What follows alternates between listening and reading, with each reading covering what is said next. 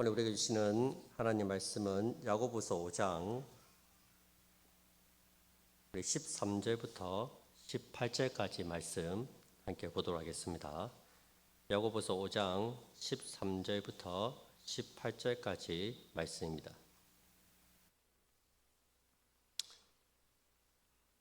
한 절씩 기도하시고 마지막 18절은 다 같이 읽도록 하겠습니다. 너희 중에 고난당하는 자가 있느냐? 그는 기도할 것이요 즐거워하는 자가 있느냐? 그는 찬송할지니라.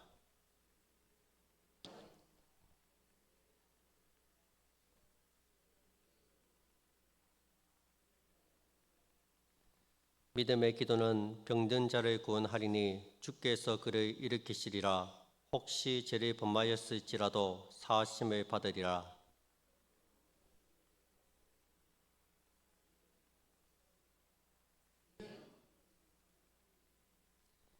엘리야는 우리와 성정이 같은 사람이로되 그가 비가 오지 않기를 간절히 기도한즉 3년 6개월 동안 땅에 비가 오지 아니하고 다시 기도하니 하늘이 비를 주고 땅이 열매를 맺었느니라. 아멘. 우리 한번 옆에 분들과 한번 우리 고사리 인사 한번 하겠습니다. 자, 우리 오늘 배웠듯이 친절한 미소와 사랑스러운 눈빛으로 따뜻하게 한번 인사합시다. 고맙습니다. 사랑합니다. 이해합니다. 오늘 보니까 우리 어린이 주일하고 보니까 우리 모민 식구들이 많이 빠진 것 같으니까 참 그래도 감사합니다. 1세기 그리스도인들은 예수님을 믿으면 모든 문제가 해결되고 다 잘되고 형통할 줄로만 알았습니다. 근데 막상 예수님을 믿고 보니까 그게 아니었습니다. 예수님을 믿는 순간부터 그동안 받지 않았던 온갖 핍박과 박해를 받게 됩니다. 삶은 고달퍼지고 더 힘들어졌습니다. 결국 뿔뿔이 흩어져서 살아야 하는 상황까지 가게 되었습니다. 이렇게 핍박과 박해로 뿔뿔이 흩어진 성도들을 위로하기 위해서 쓰여진 책이 야고보서입니다. 여러분, 시험은 누구에게나 어렵습니다. 어떤 종류의 시험이든 쉬운 건 없습니다. 말랑말랑한 유혹도 없고 또 누구나 힘들고 어려운 시험이 닥치면 피하고 싶어합니다. 근데 야고보는 야고보서 서두에서 시험을 기쁘게 여기라고 명령하고 있습니다. 야고보서 1장 2절에 보시면 형제들아 너희가 여러 가지 시험을 당하거든 온전히 기쁘게 여기라. 힘들고 어려운 시험이 오는데 어떻게 기쁘게 여길 수 있겠습니까? 그 이유는 시험이 가져다 주는 유익이 있기 때문입니다. 야고보는 이 시험이 믿음의 시련이 인내를 만들어낸다고 말합니다. 1장 3절에 보시면 이는 너희 믿음의 시련이 인내를 만들어내는 줄 너희가 알미라. 인내를 온전히 이루라. 이는 너희로 온전하고 구비하여 조금도 부족함이 없게 하려 함이라. 인내가 성도들을 온전하고 구비하여 조금도 부족함이 없는 사람으로 만들어 간다고 말씀합니다. 이 하나님께서 원하시는 신앙인이 온전한 신앙인이 되는 겁니다. 예수님 하나님 말씀하셨죠. 내가 거룩하니 너희도 거룩하라 말씀하셨죠. 온전한 신앙인이 되는 것, 그것이 하나님이 원하시는 우리의 모습입니다. 그래서 우리가 큰 시험을 당한 성도들을 보면 참 신앙적으로 더 단단해지고 또 말 한마디에 힘이 있고 깊이가 있는 것을 보게 됩니다. 시험은 우리의 신앙을 더욱더 견고하게 만들어줍니다. 그리고 조금도 부족함이 없게 만들어줍니다. 그래서 야고보는 시험을 기쁘게 여기라고 말씀하고 있습니다. 다르게 말하면 우리의 믿음이 온전한 믿음이 되려면 반드시 시험을 통과해야 된다는 말과 같습니다. 철이 용광로에서 여러 번 단련될수록 더 단단해지듯이 우리의 믿음 또한 불시험을 통과해야지 더욱더 견고해지는 믿음이 된다는 겁니다. 그런데 사실 시험을 기쁘게 여기는 사람은 없습니다. 시험 앞에 서면 우리의 민낯이 드러나기 때문입니다. 제가 가장 힘들었을 때가 우리 선이가 이제 기어 다닐 때 한창 이제 돌 지났을 때 이제 발목에 화상을 입었어요. 얘가 이제 우리가 분유를 탄다고 커피포트에 물을 올려놨는데 이게 팔팔 이제 끓고 꺼졌는데 얘가 이제 그거를 넘어뜨려서 발목 쪽에 화상을 입었습니다. 아이를 얻고 그 대가대 병원에 갔다가 저기 전북대 병원에 왔다 갔다 하는데 이거를 수술을 해야 될지 아니면 피부 재생 시술을 받아야 할지 진짜 참 뭐 어떻게 해야 될지 모르겠더라고요. 여기서는 수술을 해라고, 여기서는 피부 재생 그 시술을 받으면 된다 하고, 그때 참 아무것도 해줄 수 없는 참 무능함과 무지, 연약함을 발견했습니다. 여러분, 그때 성도가 해야 할 일이 무엇입니까? 하나님 앞에 엎드려서 지혜를 구하는 겁니다. 그래서 1장 5절에 보시면 너희 중에 누구든지 지혜가 부족하거든 모든 사람에게 후히 주시고 꾸짖지 아니하시는 하나님께 구하라. 그리하면 주시리라. 오직 믿음으로 구하고 조금도 의심하지 말라. 지혜를 구하라고 말씀하고 있습니다. 어려운 시험에 있는 사람들에게, 고난 가운데 있는 사람들에게, 어찌할 바를 모르고 있는 사람들에게 지혜를 구하라고 말씀하고 있습니다. 여러분, 자신의 능력과 힘을 믿는 사람은 절대로 기도하지 않습니다. 자기가 다 할 수 있는데 뭐 하려고 기도하겠습니까? 여러분, 누가 기도합니까? 자신의 연약함을 아는 사람, 자신의 무력함과 부족함을 아는 사람이 하나님께 기도합니다. 야고보서는 제일 먼저 시험이 나오고 그 다음 인내가 나옵니다. 그리고 기도가 나옵니다. 시험, 인내, 기도 이렇게 순서로 되어 있습니다. 마지막 5장도 이제 야고보서도 이제 다음 주 한 번 하면 이제 다 끝납니다. 이제 지금 16번 했는데 이제 마지막까지 왔는데 마지막 5장도 보시면 시험, 인내, 기도 순으로 되어 있습니다. 5장 1절부터 6절은 시험에 대한 내용입니다. 어떤 시험입니까? 불의한 방법으로 재물을 쌓은 악한 부자에 대한 이야기입니다. 이 부자가 성도들에게는 시험거리입니다. 나는 믿음으로 살려고 아둥바둥거리면서 삽니다. 하나님 말씀을 지키고 말씀대로 하려고 합니다. 근데 이 악한 부자들은 하나님의 말씀을 무시하고 편법과 불의한 방법으로 재물을 모읍니다. 수단과 방법을 가리지 않습니다. 재물을 모아 부자가 되는 것이 인생 최고의 목표입니다. 여러분, 이러한 불의한 부자들 때문에 믿음이 흔들리고 시험을 받을 때가 있습니다. 이 불의한 부자들이 교회 안에 있는 교회 안에 보니까 자기는 돈이 많다고 떵떵거리면서 사는데 그 돈을 모으는 방법이 정당한 방법이 아니라 뭐 불의한 삭스 주고 또 이렇게 부정한 방법으로 돈을 모으는 거예요. 나는 말씀대로 산다고 나름대로 신앙 양심을 지키면서 그렇게 열심히 일해서 돈을 버는데 이 사람은 불의한 방법으로 큰 돈을 버니까 믿음으로 사는 사람들이 시험에 드는 거예요. 시험에. 야, 나도 그냥 뭐 눈 딱 감고 좀 부정한 방법으로 좀 돈을 한번 벌어볼까? 나도 좀 이렇게 불의한 방법으로 재물을 한번 모아볼까? 물질을 쫓아서 한번 살아볼까? 그게 이제 시험거리. 나도 남들이 다 하는 주식도 해보고 코인도 해보고 뭐 이렇게 해볼까? 그런 시험에 든다는 거죠.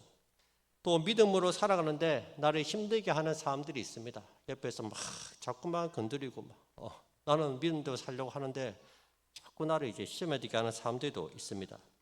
이럴 때 어떻게 해야 됩니까? 흔들리지 말고 주님을 바라보면서 인내를 해야 합니다.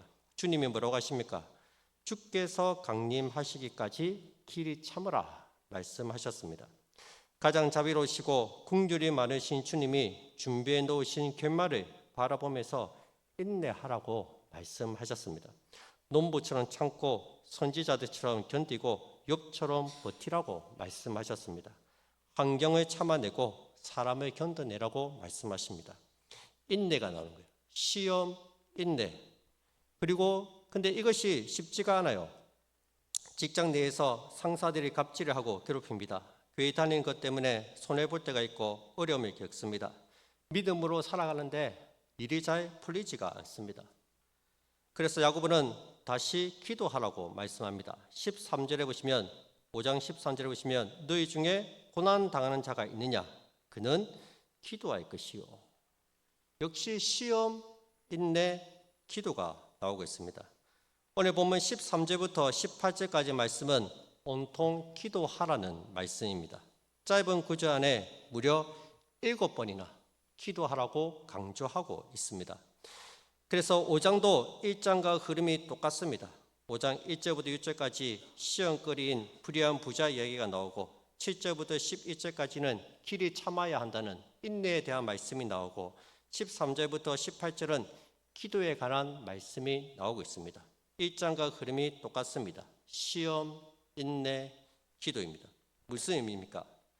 야고보가 그의 서신을 처음 시작할 때 시험, 인내, 기도의 구조로 시작하고 마지막 마치는 장도 똑같이 시험, 인내, 기도로 끝을 낸다는 것은 성도들의 삶은 시험과 인내와 기도의 영속이라는 것을 우리에게 보여주고 있다는 겁니다.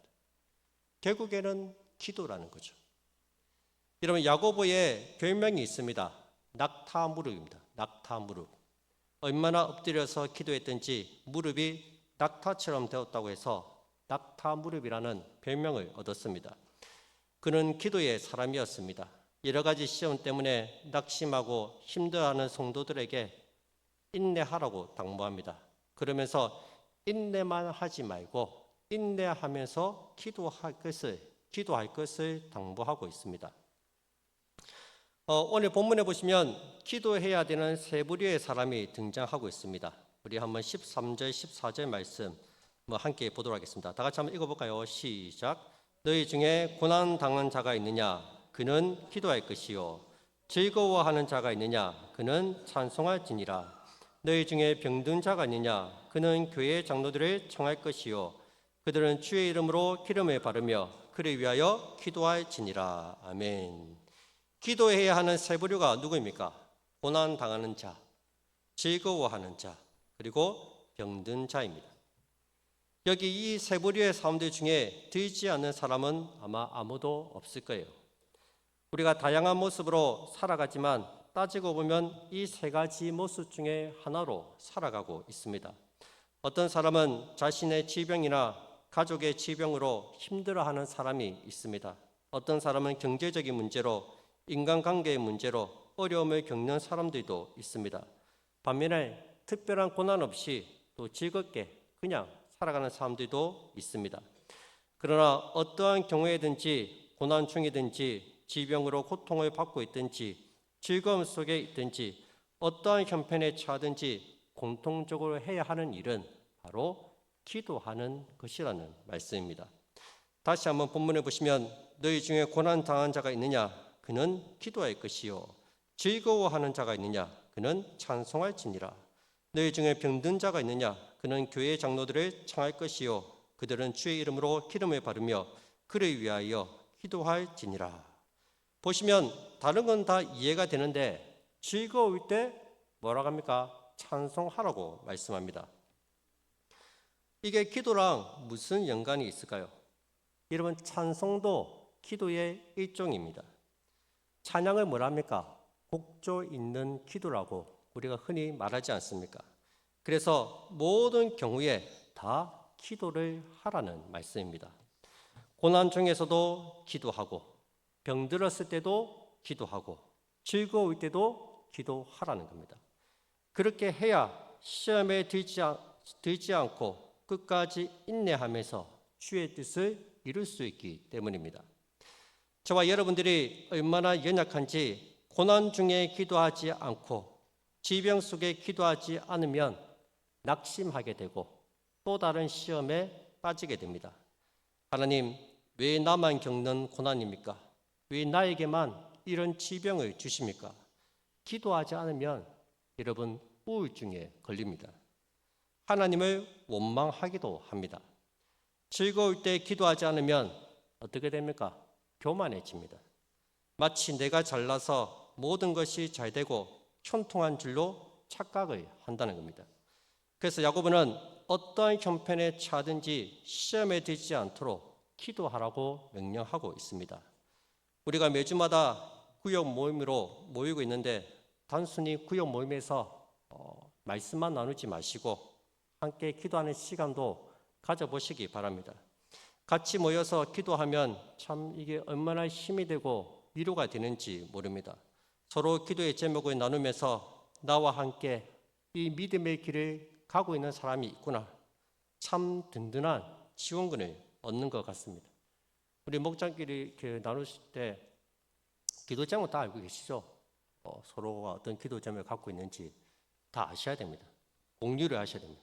어떠한 기도 제목을 가지고 있고 어떠한 문제가 있는지, 그리고 그것을 놓고 같이 기도하시기 바랍니다. 두세 사람이 모인 곳에 나도 그들과 함께 있다고 말씀하시지 않았습니까? 하나님 우리와 함께 있다는 사실을 늘 기억하시고 구역으로 모일 때마다 말씀도 나누면서 같이 기도하는 시간도 가지시기 바랍니다. 계속해서 보시면 기도에도 두 종류가 있습니다. 믿음의 기도가 있고 의인의 간구가 있습니다. 믿음의 기도는 병든 자를 구원한다 말하고, 의인의 간구는 역사하는 힘이 크다고 말씀하고 있습니다. 15절 16절 말씀입니다. 믿음의 기도는 병든 자를 구원하리니 주께서 그를 일으키시리라. 혹시 죄를 범하였을지라도 사하심을 받으리라. 그러므로 너희 죄를 서로 고백하며 병이 낫기를 위하여 서로 기도하라. 의인의 간구는 역사하는 힘이 큼이니라. 아멘. 믿음의 기도는 병든 자를 일으킨다고 말씀합니다. 의인의 간구는 역사하는 힘이 크다고 말씀하고 있습니다. 그렇다면 믿음의 기도는 무엇이고 의인의 간구는 무엇일까요? 믿습니다. 병이 나을 줄은 믿습니다. 그렇게 기도하는 것이 믿음의 기도입니까? 아니죠. 믿음의 기도, 의인의 간구는 내 뜻과 내 소원을 아뢰기 전에 하나님의 뜻을 묻는 기도입니다. 여러분, 우리 성도들에게 가장 중요한 것은 하나님의 뜻입니다. 하나님이 나를 이렇게 힘든 환경에 처하게 하셨다면, 나에게 질병과 아픔을 주셨다면 거기에는 분명한 이유가 있을 겁니다. 나를 형통하게 하시고 우리 가정에 하나님의 큰 즐거움을 주셨다면 역시 거기에는 분명한 하나님의 뜻이 있지 않겠습니까? 나 혼자 잘 먹고 잘 살아라고, 네 혼자 즐겁게 살라고 기쁜 일을 주신 것이 아니라는 거예요. 우리는 기도 중에 이 하나님의 뜻을 구해야 된다는 거예요.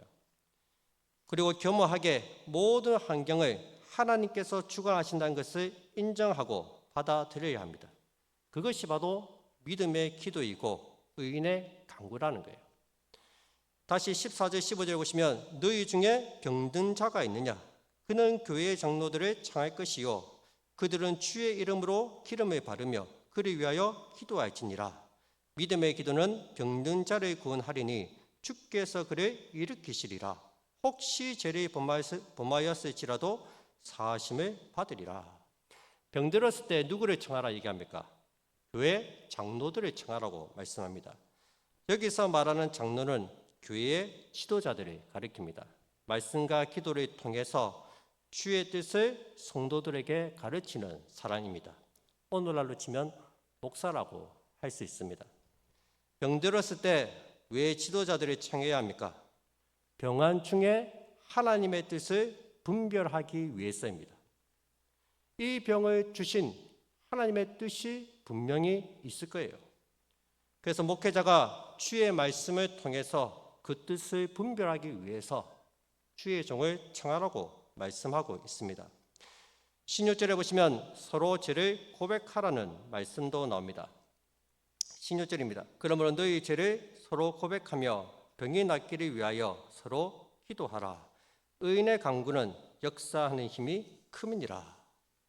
이 본문을 오해해서 어떤 분들은 이거는 공개 자백을 해야 된다.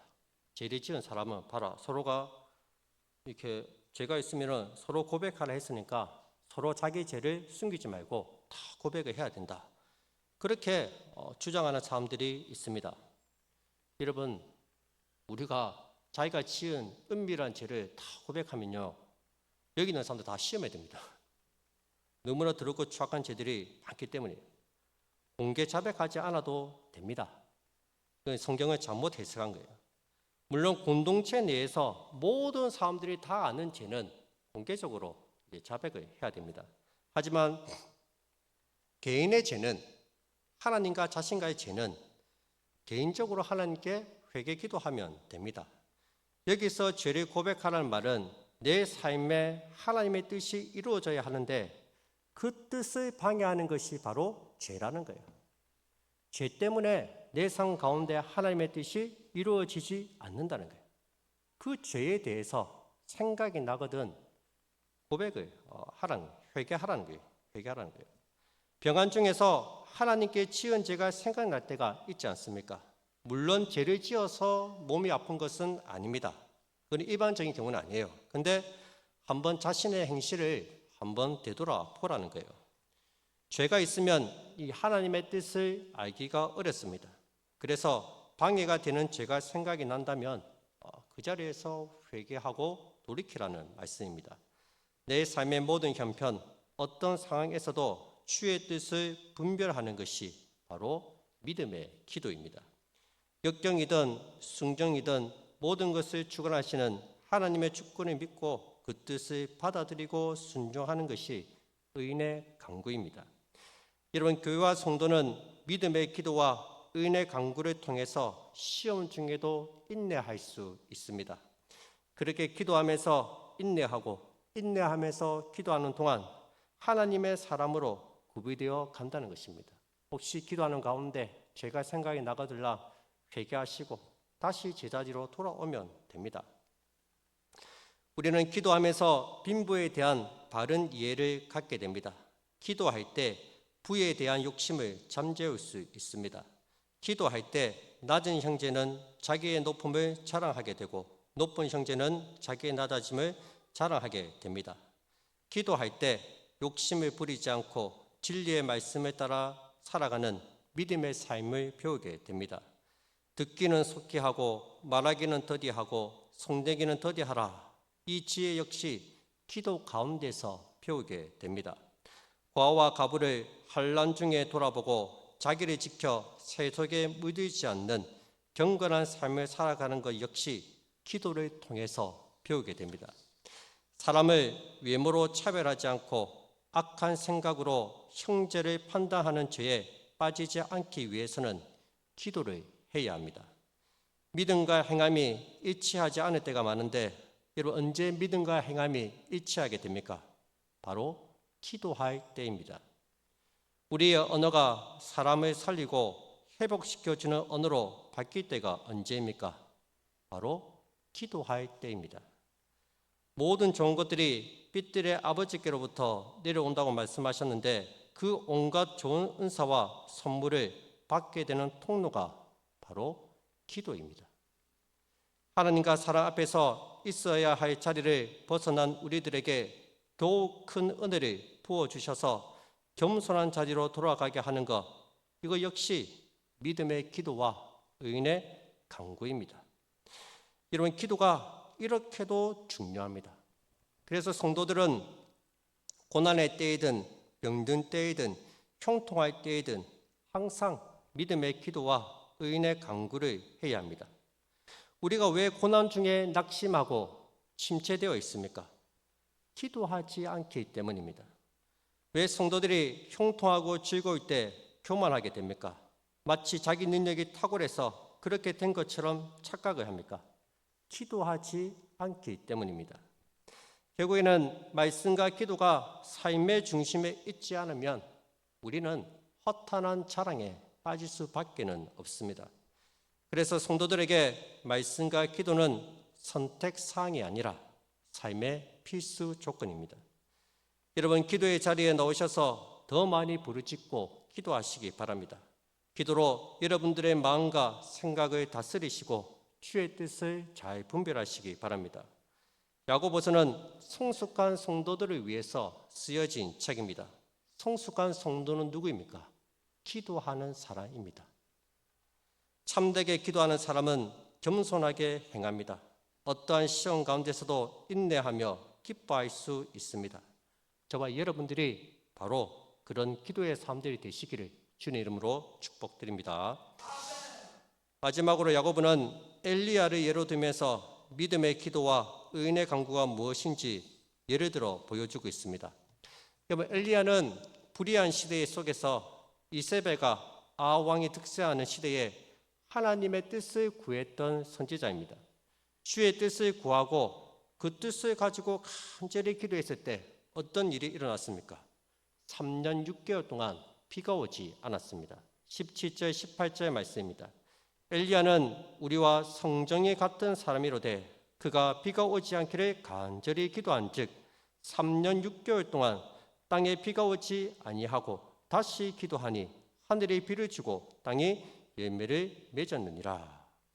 엘리야가 비가 오지 않기를 3년 기도했더니 3년 6개월 동안 비가 오지 않았다고 합니다. 다시 기도를 했더니 비가 내려왔고 땅이 열매를 맺었다고 얘기합니다. 우리 이것만 보고 야, 엘리야 대단한 사람이네. 역시 하나님의 선지자는 틀리네. 기도하니까 하나님이 비도 주시고 기도하니까 비가 안 오기도 하시고 대단하다. 그렇게 엘리야를 대단하게 생각하지 말라는 거예요. 그래서 뭐라 얘기합니까? 엘리야는 우리와 성정이 같은 사람이로되 우리와 똑같은 사람이라는 거예요. 엘리야가 특별해서 비를 내리게 하고 특별해서 하늘에서 불이 떨어지게 한 것이 아니라는 거예요. 그리고 하늘에서 비를 주시는 분이 누구입니까? 하나님이십니다. 하늘에서 불이 떨어지게 하시는 분이 누구입니까? 하나님이십니다. 엘리야가 한 일은 뭐죠? 기도한 것밖에는 없어요. 엘리야는 그냥 기도만 했을 뿐이에요. 근데 그 기도가 하나님의 뜻에 맞았다는 거예요. 하나님이 원하시는 그 기도를 엘리야가 드렸기 때문에 그 기도가 응답이 되었다는 겁니다. 비가 내리지 않기를 원하신 그 하나님의 뜻을 엘리야가 알고 3년 6개월 동안 비가 오지 않게 해달라고 기도한 거예요. 이제는 내가 비를 줘야 되겠다. 그 마음을 엘리야가 알고 비를 달라고 기도했더니 비를 내려 주셨다는 거예요. 뭐예요? 엘리야는 하나님의 뜻에 맞게 구했을 뿐입니다. 그리고 하나님이 엘리야의 기도를 통해서 그 뜻을 이루어 가셨다는 겁니다. 여러분 기억하십시오. 비를 내리게 한 것이 엘리야가 아닙니다. 하나님이 비를 주신 겁니다. 엘리야는 하나님의 뜻에 맞게 기도했을 뿐입니다. 이것은 무엇을 가르쳐줍니까? 우리가 기도할 때 하나님의 뜻을 구하고 그 뜻에 맞게 기도를 하라는 거예요. 우리도 하나님 뜻에 합당한 기도를 올려드린다면 반드시 응답해 주실 줄로 믿습니다. 기도하면서 주의 뜻을 구하시기 바랍니다. 저도 처음 우리 교회 왔을 때 우리 교회 주일학교 아이들이 이렇게 많이 올 줄은 상상도 못했습니다. 근데 하나님이 그런 기도를 하게 하세요. 불러주실 것 같아요. 불러주실 것 같아. 조만간에 중고등부 예배도 시작될 것 같고 천년부도 올 것 같고 그냥 기도한 거예요. 이게 제 욕심에 부흥하고 싶다는 욕심에 기도한 것이 아니라 그 뜻에 맞으니까 하나님이 때가 되니까 보내주시잖아요. 그 믿음의 기도를 하라는 거예요. 믿음의 기도를. 하나님이 원하시는 것이 뭔지, 우리 가정에 원하시는 것이 무엇인지, 지금 나에게 원하시는 것이 무엇인지, 우리 교회에 원하시는 것이 무엇인지 그 뜻을 구하고 기도할 때 이루어 주신다는 것입니다. 야고보는 기도로 마치고 있습니다. 기도하라는 거예요. 시험 가운데 있습니까? 인내하면서 기도하라고 말씀하고 있습니다. 기도 외에는 답이 없습니다. 기도밖에는 답이 없어요. 우리의 기도 자리로, 우리를 기도의 자리로 부르고 있습니다. 우리의 간절한 기도를 통해서 하나님의 뜻을 이루어가는 우리 교회와 우리 모든 성도님들이 다 되시기를 주의 이름으로 축복드립니다. 우리 찬양드리겠습니다. 우리 낮은 해처럼 밤의 달처럼 같이 찬양드리겠습니다.